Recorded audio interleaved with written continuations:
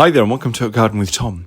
So I'm going to repair a few little bare patches in the lawn. I'm using my garden fork to create as many holes as I can, about 1 to 2 centimetres deep. Then I'm going to take the mini handheld spreader filled with quality grass seed from Boston Seeds and sow it into those patches. Then once I've done that, I'm going to quilt it with some lawn dressing, and that will assist in the germination process. It will keep our seeds protected from hungry birds, and we should see grasslings over the coming weeks to repair this part of the lawn, ready for springtime and summertime. Now, if you'd like to do the same as me and repair thin and bare patches or do some overseeding, please see the promo codes below. Thanks very much.